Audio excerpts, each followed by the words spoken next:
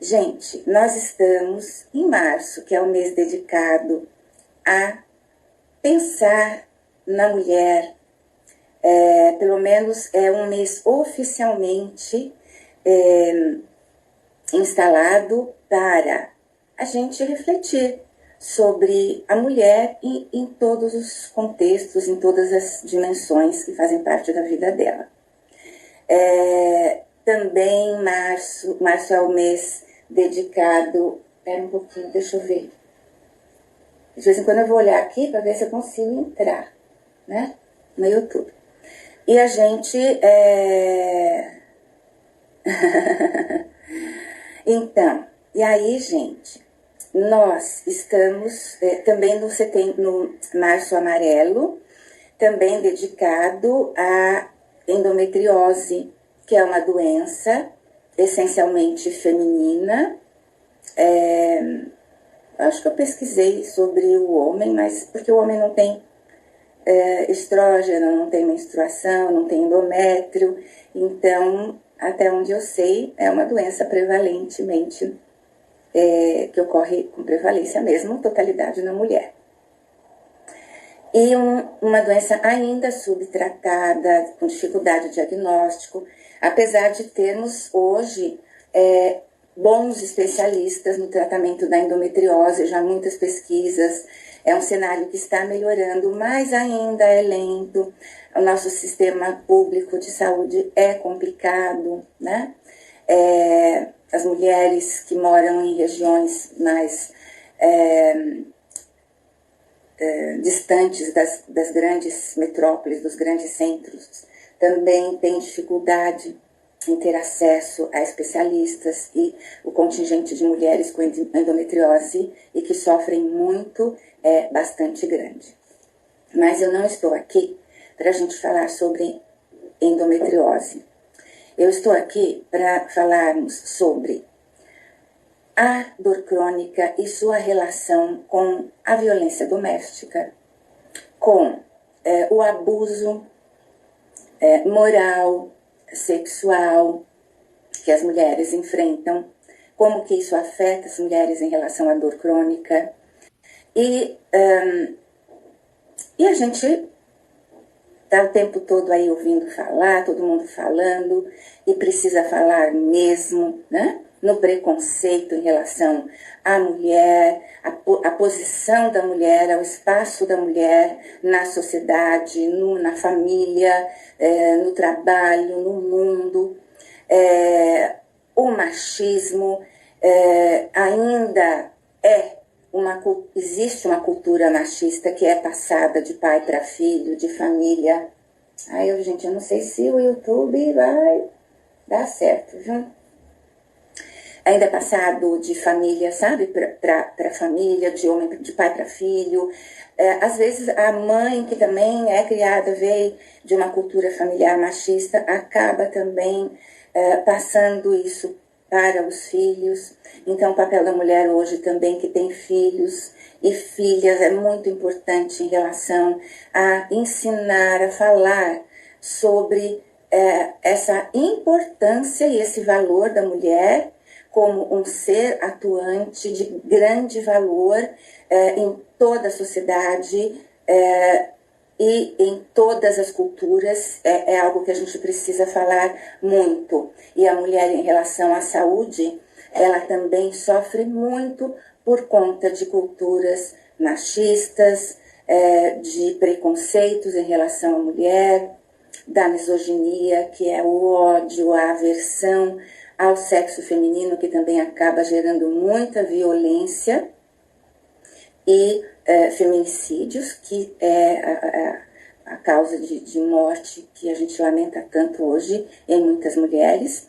Eu não quero aqui julgar ninguém, não é a minha postura hoje aqui nessa live, de informação, de conhecimento e de conscientização mesmo de todos que puderem assistir a esse nosso encontro. A dor crônica, ela é multifatorial. Tem componentes genéticos, psicológicos, emocionais, ambientais, culturais. A gente já falou sobre isso, né? Sobre a definição da dor crônica, que é um fenômeno subjetivo, cada um sente a dor de uma forma muito particular, muito pessoal, exatamente por ser multifatorial. Porém, gente, existe uma situação que a gente se depara muito em relação à mulher que pode cronificar a dor ou ela não consegue avançar porque ela sofre muito essa questão da violência doméstica. E o porquê dessa violência doméstica? Porque a cultura machista é um fator, né? Tá com dor, mas você tem um papel dentro de casa, você é a mulher. Então, quem tem que cuidar da casa é você, quem tem que cozinhar é você, quem tem que limpar a casa é você, quem tem que lavar roupa, passar roupa é você, é seu papel. Eu não saio para trabalhar todo dia? Então, você também tem que trabalhar em casa todo dia. E não entende e não quer entender qual a real dimensão, qual o dano real da dor nessa pessoa que se arrasta pela casa, mal conseguindo ficar em pé. Então, a gente tem essa questão do machismo dentro de casa e que acaba prejudicando muito o tratamento da dor em relação às mulheres. Nós temos também o preconceito em relação à dor. E muito preconceito quando a mulher se queixa de dor. Porque vem muito essa fala para mim de, mas mulher é fraca para dor mesmo. Mulher é assim, mulher não aguenta dor. Qualquer coisa, a mulher cai por causa de dor, não aguenta. Cai de cama, não levanta mais. É porque mulher é o sexo frágil. Isso não é verdade. Dor crônica atinge homens e mulheres. E mulheres têm uma prevalência maior, ou porque elas reclamam mais e os homens reclamam menos, sim, ou porque a mulher tem, pela sua própria constituição, maior probabilidade a ter doenças que acabam acarretando mais dor e cronificação da dor. E a questão, sim, também é incrível, mas a misoginia, a aversão à mulher, mesmo quando essa mulher está casada. Então, existe também a misoginia que acontece dentro de casa. A mulher sendo vista como um objeto que está ali para servir ao homem e às suas necessidades. E quando ela não tem mais condições de fazer isso por conta da dor, do jeito que esse homem aguarda, espera, tem a expectativa, então essa mulher começa a sofrer de violência em todos os níveis, seja violência física, seja psicológica, as duas são muito graves, o abuso em todos os sentidos. E eu fiquei pensando como que eu poderia sensibilizar melhor as pessoas em relação a isso, porque tem se falado muito, principalmente agora em março, mas a gente tem ouvido todos os meses, a imprensa, são depoimentos de mulheres, são grupos tentando criar essa conscientização em todas as pessoas. Mas então, gente, eu pensei que, não, eu vou levar um caso, um estudo de caso, um caso de uma paciente minha. E, olha, deixa eu fazer uma parte aqui. Tem homem que também sofre violência doméstica por conta da mulher. Existem casamentos em que a mulher, ela é o alfa, ela tem o papel ali predominante do homem e que e que tem esses comportamentos também de preconceito em relação ao homem. O homem também sofre violência doméstica, mas muito menos. E também aqui não é o caso. Eu vou falar da mulher porque o meu maior público, as minhas pacientes, os meus pacientes, têm em sua grande maioria as mulheres. E aí eu penso que, acho que as mulheres elas vêm para a psicoterapia porque elas reclamam da dor, né? Poucos homens vêm talvez pela dificuldade de falar sobre a sua dor, e aí, porque vai trazer também outros assuntos que talvez esses homens tenham dificuldade de expor. Então, eu trouxe um estudo de caso para vocês de uma paciente minha, tá? E eu achei muito interessante trazer esse estudo de caso, porque ele é de uma... Opa! Os coraçõezinhos brancos que eu tinha esquecido, gente. Vamos lá. Manda coração branco para chamar o povo, né? Que isso é ótimo. E mostrar a nossa live aí para um monte de gente. Uma live importante, né? Não é porque eu tô falando, é porque o tema é muito importante. Então, gente, eu trouxe um estudo de caso. É um caso de uma violência. Ele é sutil, sabe? Porque é muito fácil chegar aqui e falar de uma mulher com dor crônica e porque ela sofre muitas agressões em casa e porque ela é obrigada a fazer sexo mesmo com dor. É muito fácil no sentido de escancarado o problema. Então, eu achei que seria muito útil trazer um caso em que a violência ela vem de uma forma muito sutil. E eu acho que vocês vão conseguir generalizar o que eu vou trazer aí para todos os âmbitos da violência doméstica. Bem, uma paciente, idade entre 40 e 50 anos, e que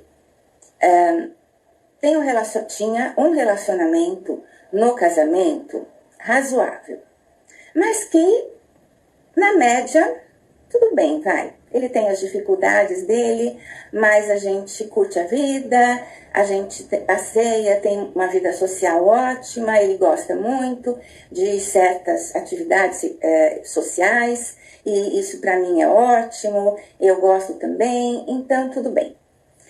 Essa paciente, ela, na família, se considerava que ela era uma mulher de sorte, porque tinha um casamento perfeito. E, inclusive, pessoas do lado do marido dela também diziam que o casamento deles era perfeito, que era raro ver um casal se dar tão bem, não era tão perfeito assim. Mas eles até nem deixavam transparecer os problemas que aconteciam e que achavam que era normal. Por conta disso, essa moça, por conta dos ganhos que ela tinha no casamento,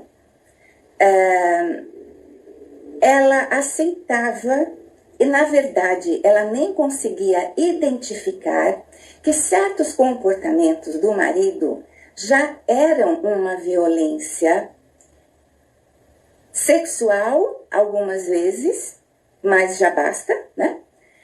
Porque nos momentos em que ela a incomodava muito, eu vou falar, eu não estou falando o nome da pessoa, né? Então tudo bem, não estou dando dados que possa criar, inclusive eu pedi a permissão dela. Quando ela estava menstruada, ela não gostava de ter relação sexual e ela dizia isso para ele abertamente. Mas ele dizia que ele gostava muito e ela dizia que não, e ele acabava forçando a fazer o sexo. Bom, então ela já tinha aí uma violência sexual, que ela, muito contrariada, tinha que ter relação sexual quando ela estava menstruada, ele sabendo que ela não gostava. E se ela dissesse que não, não e não, e batesse o pé, ela ia ter que aguentar uma carinha feia, enfim, um desrespeito a ela. Mas ela passava por cima disso. Mas aí ela já também não identificava que ela já era, naqueles momentos, vítima de uma violência doméstica. Bom, fora essa questão da violência sexual, nessas fases especificamente, ela era muito diminuída, bastante. menosprezada. Ele dizia sempre que a amava muito, mas o comportamento dele não era assim. Não confirmava esse amor, porque ele não elogiava as coisas que ela fazia. Então, ela não gostava de cozinhar, mas se esmerava na cozinha para ele. E sempre, ou a comida estava com muito sal, ou com pouco sal, ou, mas hoje não tem uma carne vermelha, que você sabe que eu gosto? Você sabe que eu não lavo louça. Nunca na minha vida lavei uma colher. Não adianta pedir para eu lavar louça. Não lavo mesmo, não gosto. Nunca fui obrigado, nunca precisei lavar louça. Não lavo uma colher porque eu não gosto. Então, ou ela ia lavar louça, ou ficava um horror. Quando as pessoas que ajudavam, as assistentes em casa, não estavam. Isso eu desgostava muito, mas ela se calava. Ele pedia para que, isso em qualquer ambiente, ela fizesse o prato dele. Então, num jantar, em outro lugar, ele passava o prato para ela. Faz para mim, que você sabe como eu gosto. E se ela dissesse, faz você, ele já olhava e falava assim, eu prefiro que você faça. Bom, então, esses comportamentos, eles estavam presentes desde o início do casamento.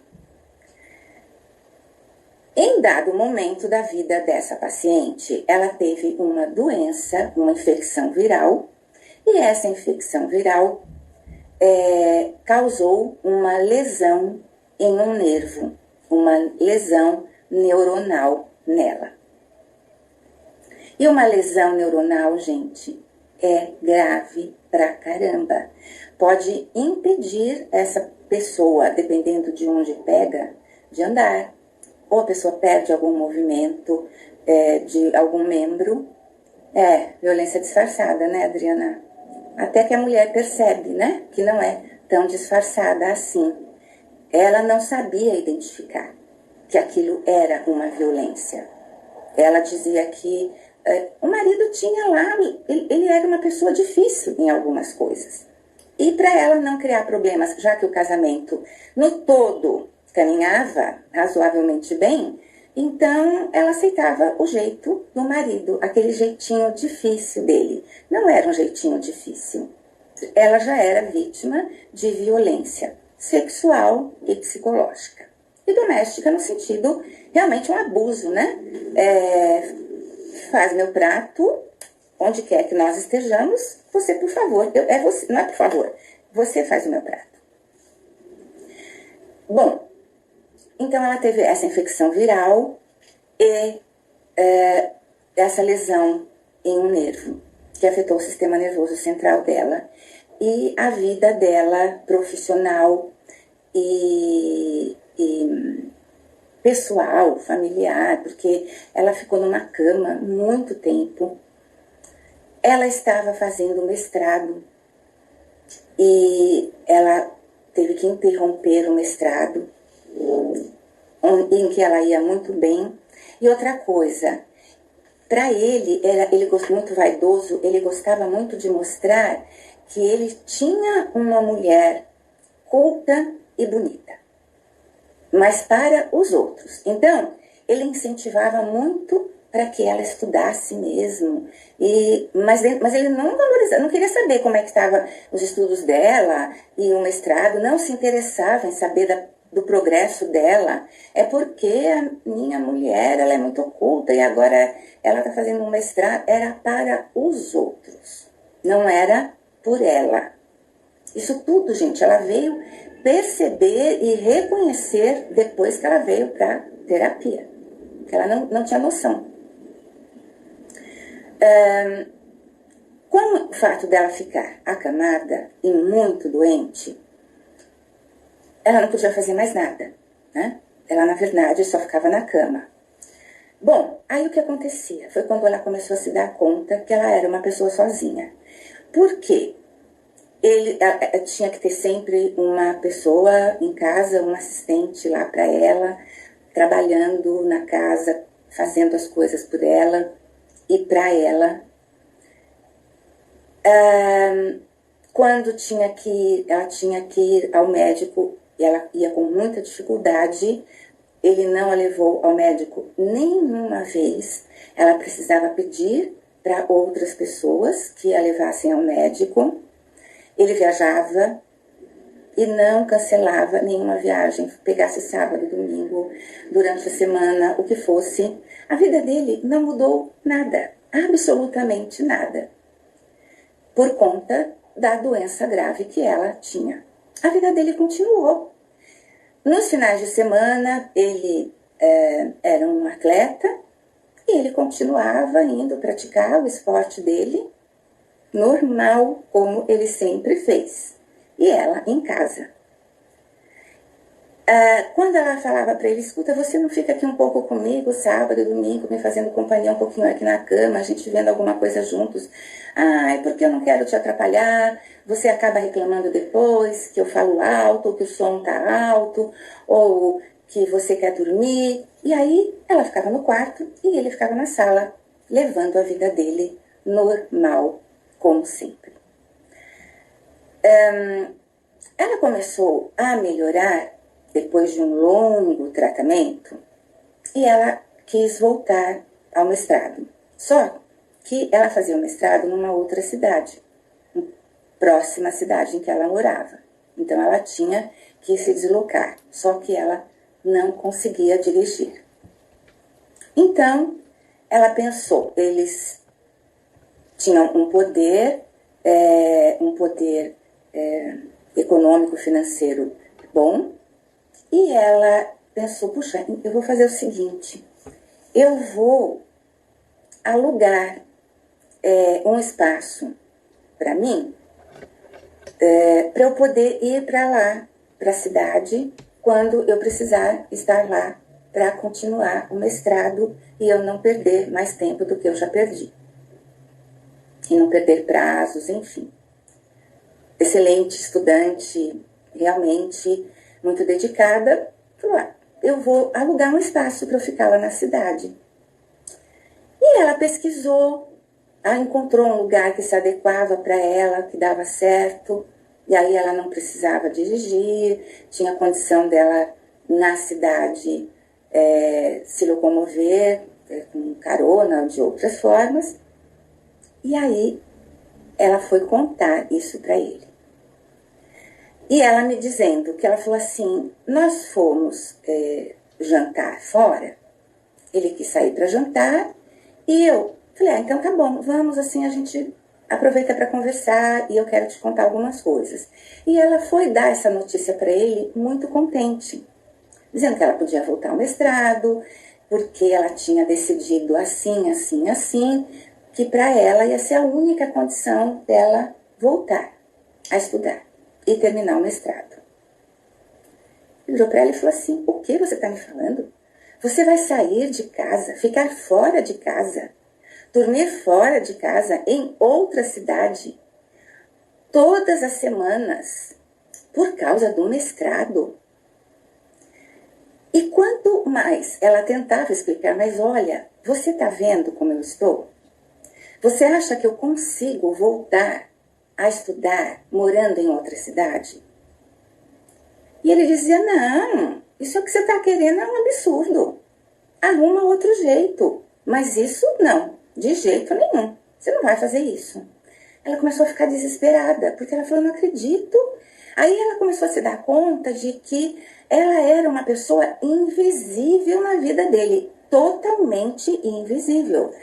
Porque ela falou, não, se ele não está vendo que eu não tenho outra forma de terminar o meu mestrado fazendo isso, então tem alguma coisa mais séria acontecendo na minha vida em relação a esse casamento e eu não estou entendendo o que está acontecendo.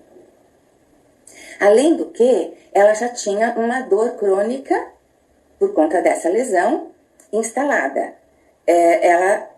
Para estudar, ela conseguia, sim, estudar um pouco, mas quando a dor pegava forte, ela tinha que parar, ela tinha que deitar, enfim. Era uma grande dificuldade, se tornou uma grande dificuldade na vida dela. E ele via isso tudo, mas ele não via. Ela era uma mulher invisível na vida desse homem, mas ela não tinha percebido até aquele momento. E ela começou a chorar, porque no restaurante, porque ela não conseguia falar, mas ele não deixava. E aí depois ela veio entender que ele também estava tirando a voz dela, o direito de falar sobre as necessidades que ela tinha, e mesmo estando muito doente. Bom, a coisa foi acontecendo, acabaram me indicando para fazer terapia online com ela. Então, nós começamos. Vocês sabem que eu atendo pacientes online desde 2012, né? Então, é aí já uma história antiga. E ela veio para terapia comigo, e ela fazia terapia da cama, deitada. Porque era mais confortável, até para ela poder falar. Às vezes ela parava, chorava, e ela sentia dor. E eu falava, não, se você está em condições de fazer a sessão, é da sua cama mesmo, deitada. Eu quero que você esteja bem confortável para as nossas sessões. Durante a terapia, ela foi percebendo tudo isso que eu estou colocando aqui para vocês. Ela foi dando conta de que ela era, de fato, uma vítima de violência doméstica. Em todos esses sentidos. Mas vocês percebem como era sutil? Tão sutil para quem não sabe, né? Não sabe identificar o que é a violência doméstica. Então, para as mulheres que vêm de uma cultura machista, elas não conseguem. Existem mulheres que ainda hoje não conseguem identificar que são vítimas de violência doméstica. Dentro desse contexto sutil, que pra gente e para vocês, eu acredito, não seja sutil. Mas para muitas mulheres, o contexto dessa paciente não é de uma violência doméstica tão clara. E aí deixou de ser sutil quando ela identificou que era vítima de violência. Porque as sutilezas dentro de casa continuavam. Só que aí ela passou a reclamar mais. As brigas aumentaram, óbvio, porque ela passou a reclamar. E foi ficando muito difícil para ela.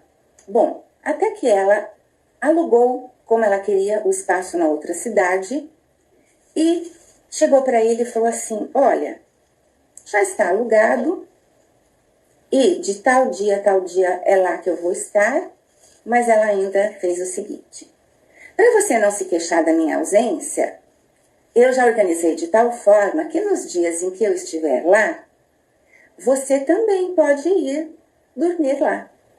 Porque não era tão distante da cidade dela. Se ele quisesse ir para outra cidade, dormir com ela, tudo bem. Você pode ir. Se para você é tão ruim eu não dormir em casa, você vai. E pode dormir lá comigo nos dias que eu tiver. Mas é o que eu decidi. Que foi a única forma que ela encontrou de falar, bom, eu tenho que abrir para ele dormir lá. Porque aí acaba a briga e eu consigo terminar o meu mestrado. Ele ia dormir lá todas as noites em que ela, durante aqueles dias, estava na cidade estudando. Com a dor crônica presente. Então, ela estava, às vezes, em aula presencial e ela tinha que sair da sala. Ela ia para um banco, se sentar, às vezes se recostar, para poder sair do barulho, do movimento, da postura na cadeira, porque a dor era muito grande. Às vezes ela deitava num banco fora da sala de aula, aí passava a dor, melhorava, ela tomava uma medicação e voltava para assistir o restante da aula. Então vejam a história dessa paciente, né? Que dificuldade. Ela completou o mestrado dessa forma e com ele lá presente todas as noites em que ela tinha que estar. Quando ela foi defender lá, né, a tese dela de mestrado, ela disse para ele que contava demais com a presença dele. Ele não foi. Não abriu mão. Não, eu tenho reunião, é difícil, vai ser difícil para eu ir, eu sei que vai dar tudo certo, e pum, bola para frente. Ele não estava lá, mas ela já sabia que ela era realmente uma mulher invisível na vida desse homem. E aí, gente, qual a solução para isso, né? Para uma mulher vítima de violência doméstica, e no caso dessa paciente, como terminou a situação? Terminou a situação que não tinha jeito de continuar o casamento, porque ele não ia mudar. Ela tentou de várias formas conversar com ele. Eu sugeri que eles fizessem terapia de casal, independentemente dela estar comigo, que eles fizessem com uma outra pessoa. Foram para terapia. Na terapia, ele só falava, ele não deixava ela falar. Até que chegou um dia, a terapeuta viu e falou assim: olha, não dá mais. Não dá para eu fazer terapia com vocês. E virou para ele e falou assim: eu não consigo, você não deixa ela falar. Eu não consigo avançar. Por que você não deixa ela falar? E virou para ela e falou assim: escuta, você não fala, você não interrompe, ele avança no seu espaço e você se cala. Não dá para eu continuar com vocês assim. E quando ela falava assim: olha, eu vou propor o seguinte, eu vou dar 10 minutos para cada um falar. Ele falava os 10 minutos dele. Nos 10 minutos dela, ele ficava desesperado para interromper. Não, mas espera aí, não é bem assim. Chegou uma hora que a psicóloga desistiu da terapia. Falou: olha, vocês vão buscar outra forma, porque eu não tenho como ajudar vocês. Realmente, Adriana, não tinha outra condição, era o divórcio. Só que quando ela chegou para ele para dizer: eu quero me divorciar de você. Isso depois de muita terapia para se fortalecer, porque, gente, a mulher vítima da violência doméstica, mesmo dessas sutilezas, até ela perceber que em um momento de grave doença dela, ela ficou sozinha, mesmo tendo um marido, um companheiro, e ela não tinha também renda financeira, era a renda do casal. Então, a mulher, ela é muito fragilizada, ela está muito fragilizada. Emocionalmente, a autoestima dela é zero, insegura para assumir uma vida sozinha, dependência financeira, porque geralmente esses homens não deixam as mulheres serem independentes financeiramente, ou eles dão um jeito de assumir, se elas têm a posse do dinheiro, eles dão um jeito de assumir o controle desse dinheiro. Então ela passa também a ser, mesmo tendo dinheiro, ela passa a ser dependente financeiramente desse homem. Então, desde quanto tempo? Bem-vinda! Então, essa mulher, ela precisa ser fortalecida de todas as formas. E isso não leva meses, não, sabe? Às vezes leva anos. Leva anos para a mulher conseguir sair de um casamento desse. Foi o que aconteceu com essa paciente. Ela ficou alguns anos comigo em terapia até se sentir fortalecida, concluiu o mestrado dela, começou a trabalhar a juntar o seu próprio dinheiro. E quando ela disse para ele, eu quero o divórcio, ele falou, você tá maluca? Você vai destruir um casamento, uma família? Você, olha o peso, você vai destruir um casamento. Opa, caiu a conexão e voltou. Então, olha só, ele dizendo para ela, você vai destruir um casamento como o nosso, sólido como o nosso. Você vai ter coragem de fazer isso? Não acredito que você está tão maluca a esse ponto. Então, ela ainda era responsável, a louca, de pedir o divórcio e de destruir um casamento tão sólido. Foi uma luta para ela conseguir o divórcio. E ainda assim, para não entrar num divórcio litigioso, ela abriu mão de muita coisa, praticamente de tudo o que ela tinha de direitos. Pouca coisa ela conseguiu no acordo para poder viver em paz, para poder ter voz, para poder ser uma mulher, um ser valorizado, respeitado, principalmente em primeiro lugar por ela mesma. Do contrário, se ela não entendesse isso, ela iria cair em outros relacionamentos iguais. Então, ela precisaria estar primeiro muito antenada, muito de posse dela mesma, do ser que ela era capaz, de tudo que ela viveu e capaz de enfrentar esse tipo de situação, caso viesse a acontecer novamente, para se sentir em segurança para entrar em um outro relacionamento. Hoje eu sei que ela está num relacionamento que é legal e com um padrão de relacionamento e de entendimento e de companheirismo completamente diferente, mas ela falou assim, olha, até eu chegar aqui, eu passei por alguns encontros, alguns namoros, ou às vezes de um encontro e que no primeiro papo ali eu já falava, a história vai se repetir e eu preciso cair fora, porque eu já sei onde isso vai acabar.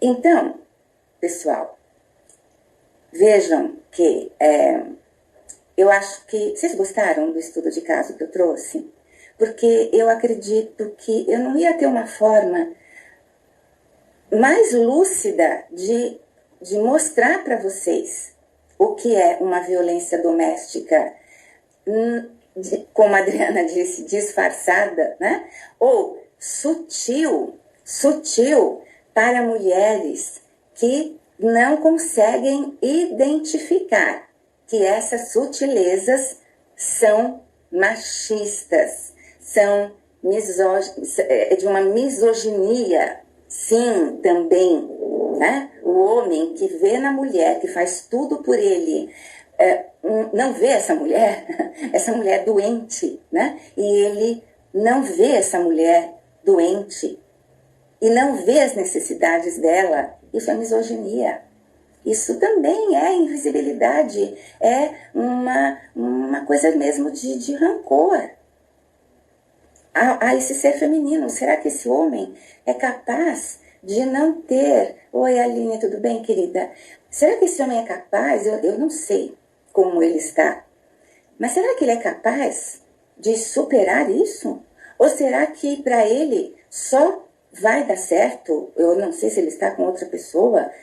Só deu certo se for outra mulher que não consegue identificar essas sutilezas machistas, preconceituosas e claramente de misoginia.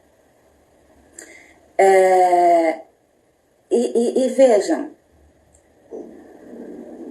não adianta É importante a fala, é importante o movimento, é importante as mulheres entenderem o que é realmente a violência doméstica, porque ela pode vir assim, sutil, né? Ela não é sutil para mim, nunca foi, mas é sutil para muitas mulheres.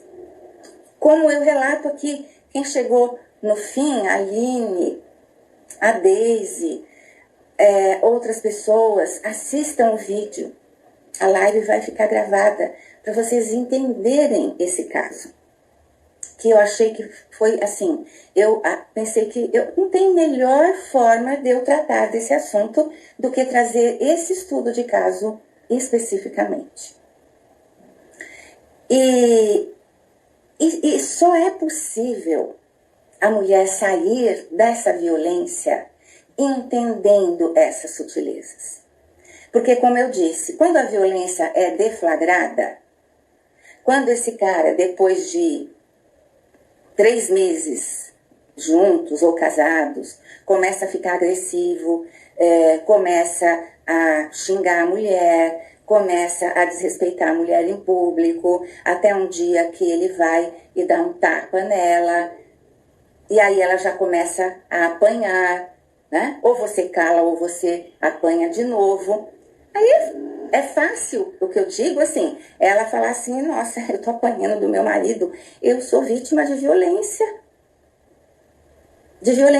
doméstica, eu sou vítima, esse homem pode me matar a qualquer hora, mas eu tenho toda aquela dificuldade de sair disso, eu tenho medo de fazer uma queixa na delegacia da mulher, eu tenho medo de contar isso para alguém, e eu tenho medo de sair de casa e ele me achar e me matar. Então, essa violência que é aí escancarada para a própria mulher, a própria mulher sabe que ela é vítima de violência, é escancarado. Ela está apanhando todo dia. Mas esse caso que eu trouxe, ele é sutil, né? É sutil. E aí, nessa sutileza, essa mulher também está sofrendo violência doméstica em todos os níveis. Vocês estão vendo, me ouvindo e me vendo contar, relatar esse caso. E ela acha que não. Ela acha que não. Até ela começar a acontecer alguma coisa que aí é muito grave, porque esse homem, gente, o perfil dele não é o de homem que bate. Deste ex-marido dessa paciente. Não é perfil de homem que bate. Então, a violência, ela é mais sutil mesmo. Até que acontece alguma coisa que não será uma surra física, mas uma surra psicológica tamanha que ela se sinta tão destruída que aí ela vai conversar com alguém, vai se abrir, vai ter coragem de contar, e aí ela vai perceber, descobrir, vai para uma terapia, enfim, ela vai começar a perceber que, opa, olha, eu também sou vítima, e não sabia, e sofro, tô destruída também, né? Apanhar é horroroso, né? Eu, graças a Deus, eu acredito que a mim mesma, eu não passei por essa situação, mas eu tenho pacientes que já passaram. Algumas passam e estão tentando sair. A violência física é horrível. Destrói muito. A violência psicológica destrói igualmente. Só que ela é sutil. Então, eu espero que vocês tenham gostado. Eu espero que eu tenha conseguido dar o meu recado aqui de uma forma bastante clara. Não sei se eu consegui, porque às vezes a gente tenta trazer da forma mais clara possível e algumas pessoas ficam com dúvidas em relação a algum termo ou tem alguma outra dúvida. Então, eu também deixo a liberdade de vocês me fazerem perguntas agora ou fazerem perguntas depois pelo direct, pelo privado. Eu vou deixar no YouTube a live gravada depois e vou deixar também o meu e-mail, quem quiser enviar por e-mail suas dúvidas também poderá. Por quê? Porque isso precisa ser levado, compartilhado, visualizado. Tem gente que não quer tocar no assunto, tem gente que não quer ouvir falar sobre isso, tem gente que fala assim, mais um tema de violência doméstica, não aguento mais essas ativistas, não tem nada de ativismo aqui, né? Tem uma história muito triste, e que é uma entre milhões. Então, vamos compartilhar, vamos chamar as pessoas para ouvir, assistir, ver, perguntar, falar, compartilhar, não ter medo de falar no assunto, não ter medo de ser taxada de ativista, não ter medo de nada, ter a sua voz. Eu estou aqui como psicóloga, que tem histórias parecidas, iguais a essa e outras diferentes, muitas, e escolhi uma delas para trazer para vocês.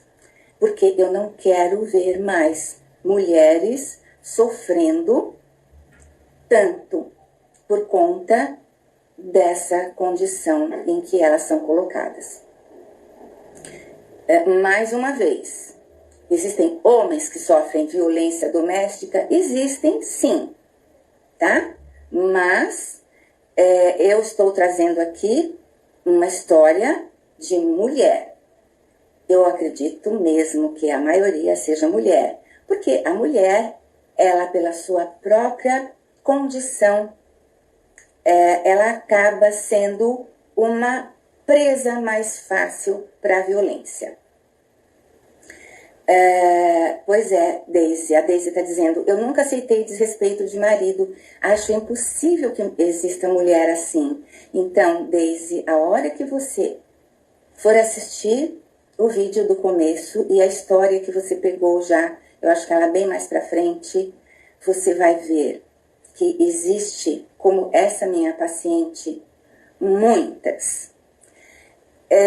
Eu acredito que nas mulheres mais jovens, seja hoje com tanto movimento de fala, eu acho que as mulheres elas estão se colocando mais e eu acho que esses casos eles tendem realmente a diminuir. Mas mulheres, eu acredito que, olha, pegando o meu público feminino que sofre de violência doméstica, acima de 35 anos, e dependendo da cultura de que vem, acima dos 30 anos, existem muitos casos, tá? Se a mulher vem de uma família em que a cultura machista ainda existe, é muito provável que o número ainda seja grande. E tem mais uma coisa, Daisy. Eu já trabalhei no sertão do Nordeste. E a cultura machista, ela prevalece. Não tem essa. Na maioria dos casos. Na maioria dos casos. Tá? É porque ele é o homem. É porque ele é o marido. É porque ele é o pai. E aí é coisa muito brava, Daisy, tá? Deu já presenciar situações muito tristes. Até de... imagine uma menina que é criada numa cultura muito fechada, muito machista, ainda hoje, em que o pai chega e fala assim, filha, mulher, quem vai usar primeiro sou eu, o pai. Então, é duro, né?